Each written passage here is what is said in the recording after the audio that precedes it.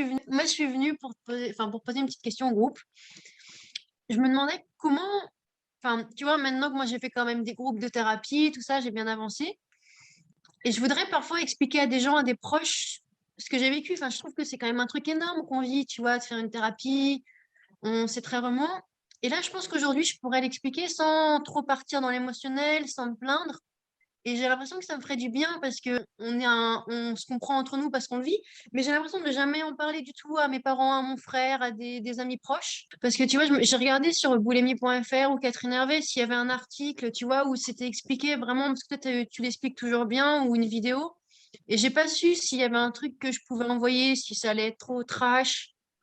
Il ne faut pas que tu parles de la boulimie parce que ça va les encombrer. Ah, mais en même temps, Catherine, être authentique pour moi aussi, j'ai pas envie de, enfin là, j'ai plus envie de le cacher, ça, tu vois. Authentique ne signifie pas tout dire. Je comprends ce que dit Catherine, mais je trouve que c'est quand même super dur de vivre avec nos personnalités. Il y a des jours où on n'en peut pas, il y a personne qui comprend rien autour de nous, on est obligé de, tu vois, d'être sous pression tout le temps. Moi, je trouve que si je pouvais expliquer en quelques mots à mon entourage, mais purée, On n'a pas trouvé un support auprès des autres. je trouve super dur, Catherine. Je suis désolée, je te fais confiance à chaque fois, mais là, je te trouve dur, quoi.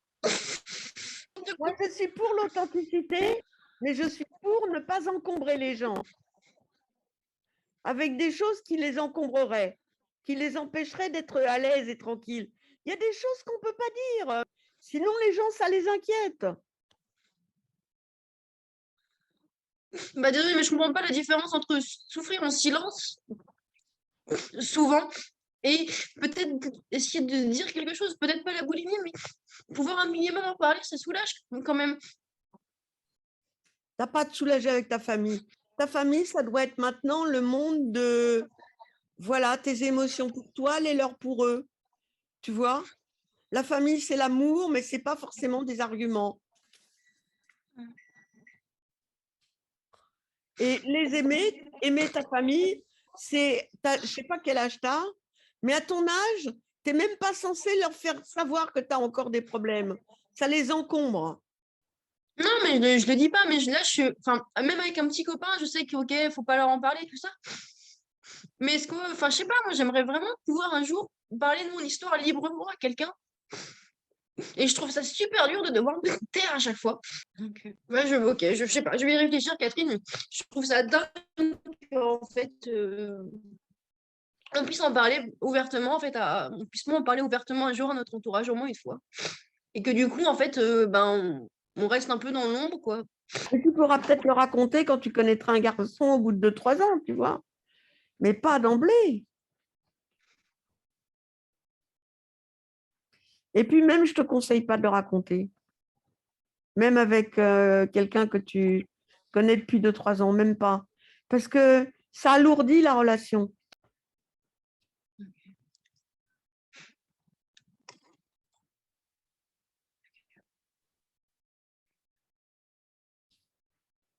Mais bon, je n'ai pas toujours raison, hein. J'ai peut-être tort, mais je suis tellement convaincue de ce que je te dis. Mm. Non, mais je sais que tu as beaucoup plus de recul, Catherine, je te fais toujours confiance. Et je me dis que, ma question que je me pose, c'est est-ce que ça me ferait vraiment pas avancer un jour de pouvoir juste dire authentiquement mon histoire à quelqu'un de proche et de sentir qu'il me rejette pas. Mais la personne ne te rejettera pas quand tu seras douce avec cette personne. Ça se gagne autrement, la tendresse. La tendresse, la confiance, la douceur. Non, ce que je veux dire, c'est que moi j'ai le sentiment vraiment d'être un extraterrestre en ayant vécu tout ça.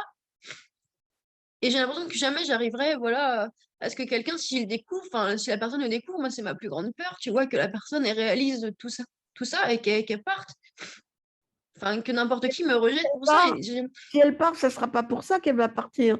C'est pour ton caractère qui veut trop dire, qui veut trop parler, qui veut trop de fusion, qui veut trop de proximité, qui veut trop qu'on s'occupe d'elle. Ce qu'il faut comprendre, personne ne peut te consoler en fait. Et il ne faut pas utiliser les gens pour être une consolation, parce qu'on obtient l'effet inverse en fait, parce qu'on devient lourd si tu veux. À chaque fois qu'on raconte ces trucs négatifs ou tristes, on devient lourd pour la personne.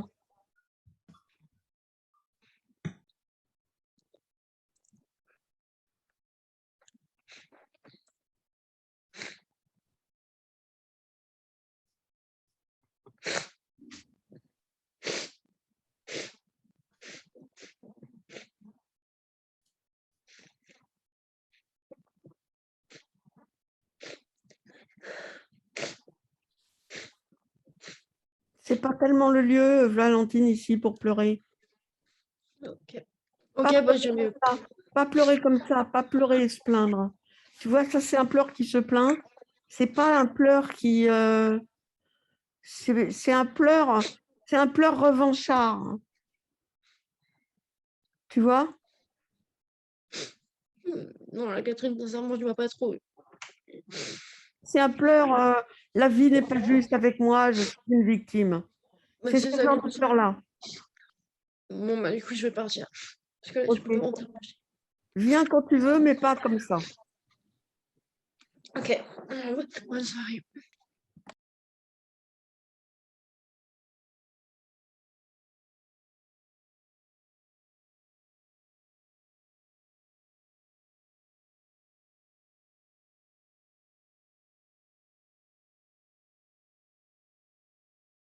Tiens, tiens. Une nouvelle arrivée. Rigole pas, Catherine. Ah, tu m'as bien secoué. Je suis contente que tu sois là. Non, mais j'ai compris que t'avais encore raison, Catherine. Des fois, ça fait vraiment du bien, en fait, qu'on chamboule toutes nos pensées pour repartir de zéro. Et que là, moi, en l'occurrence, j'avais tellement ce besoin de m'accrocher aux gens pour leur dire que je vais mal, de m'appuyer sur eux. Et on a besoin de violence, nous, les borderline, quand on fait une thérapie. Mais c'est les moments-là où on avance le plus. C'est vrai, hein. Quand il y a des moments où on crie, on s'exprime, et ces moments-là, après, on tremble un peu, on sent que ça a vraiment bougé en nous. Et moi, tous ces moments-là de la thérapie, c'est toujours ces moments-là où il y a eu des gros changements.